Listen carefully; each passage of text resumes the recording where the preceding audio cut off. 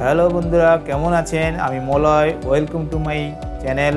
আজকে তোমাদের জন্য আবার একটি ক্লাস নিয়ে এসেছি, how to pass journal in accounting system. ক্লাসটি শুরু থেকে শেষ পর্যন্ত দেখুন। ক্লাসটি ভালো লাগলে লাইক দেবেন, যাতে ভবিষ্যতে আরও ভালো ভালো ভিডিও বানাতে পারি, এবং বন্ধুদের মধ্যে শেয়ার করুন। যদি আমার চ্যানেলে কেউ প্রথম এসে থাকেন তাহলে অবশ্যই সাবস্ক্রাইব করতে ভুলবেন না। চলুন ক্লাসটা শুরু করুন।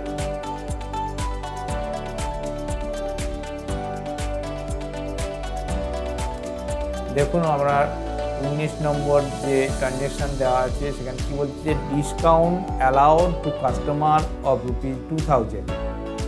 ডিসকাউন্ট অ্যালাউড মানে হচ্ছে যে আমার কাছে মাল কিনতে এসছে, তারা চাইছে যে কিছু ছাড় দেওয়া হোক, সেইটাকে বলা হয় ডিসকাউন্ট অ্যালাউড। এবার যদি আমার অর্গানাইজেশন থেকে কাউকে ডিসকাউন্ট অ্যালাউড করা হয়, তাহলে আমার অর্গানাইজেশনের ক্ষেত্রে এটা হচ্ছে এক্সপেন্স। হ্যাঁ, সেই জন্য, বা এক্সপেন্স বা লস, তুমি যেটাই বলতে পারো। সেই জন্য ডিসকাউন্ট অ্যালাউড হচ্ছে নমিনাল অ্যাকাউন্ট। ডিসকাউন্ট অ্যালাউড হচ্ছে নমিনাল অ্যাকাউন্ট। নমিনাল অ্যাকাউন্ট নিয়ম হচ্ছে debit all expense and loss. Debit all expense and loss, সেই জন্য ডিসকাউন্ট অ্যালাউড হচ্ছে ডেবিট। আর কাদেরকে দিচ্ছি না, টু কাস্টমারকে দিচ্ছি, এই জন্য টু কাস্টমার। এখানে কাস্টমার XYZ হতে পারে। 2000 ডিসকাউন্ট অ্যালাউড। আশা করি এই এক্সাম্পলটা বুঝতে পেরেছো। আর বিগত ক্লাসগুলো করার ফলে এই এক্সাম্পলগুলো আরও তোমাদের কাছে সহজ হয়ে গেছে। 20 নম্বর এক্সাম্পলটা দেখো।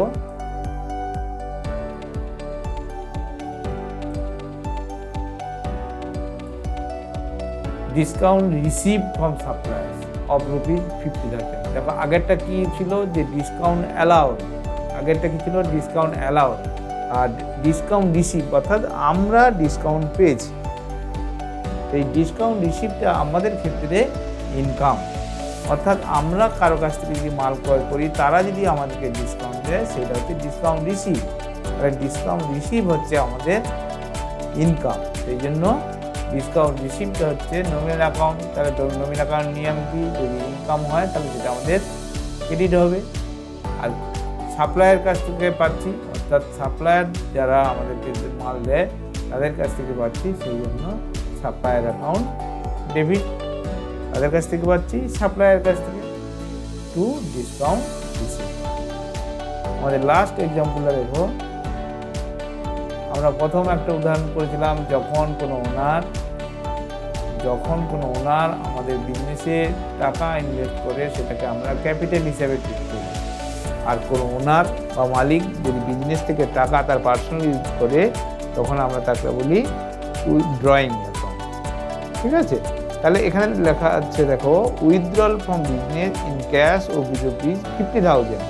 তাহলে মালিক তার পার্সোনাল কাজের জন্য 50,000 বিজনেস থেকে উইথড্র করেছে। তাহলে মালিক যদি নেয়, তাহলে মালিক ড্রয়িং অ্যাকাউন্ট কি, ড্রয়িং অ্যাকাউন্ট ডেবিট হবে।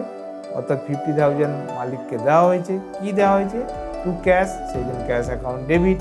আর ড্রয়িং অ্যাকাউন্ট পার্সোনাল অ্যাকাউন্ট, তাহলে ডেবিট দ্য রিসিভার, অর্থাৎ ওনার যদি নিয়ে থাকে তাহলে ড্রয়িং অ্যাকাউন্ট ডেবিট।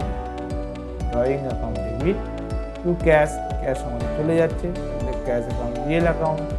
তাহলে ক্যাশ চলে যাওয়ার জন্য ক্যাশ হচ্ছে ডেবিট, ক্রেডিট হচ্ছে হোয়াট গোজ আউট, অর্থাৎ ক্যাশ আমাদের থেকে চলে যাচ্ছে, এই জন্য ক্যাশ হচ্ছে।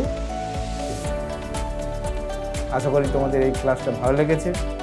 আমরা পরবর্তীকালে আরও নতুন নতুন ক্লাস তোমাদের সামনে নিয়ে আসবো। তোমাদের যদি এই ক্লাস সম্পর্কে কিছু বলার থাকে, তাহলে আমার কমেন্ট বক্সে লিখে জানান। আশা করি আমরা চেষ্টা করব আগামী দিনে আপনাদের সমস্যার সমাধান করতে। আপনারা ভালো থাকুন, সুস্থ থাকুন, আমার চ্যানেলের সঙ্গে জড়িয়ে থাকুন।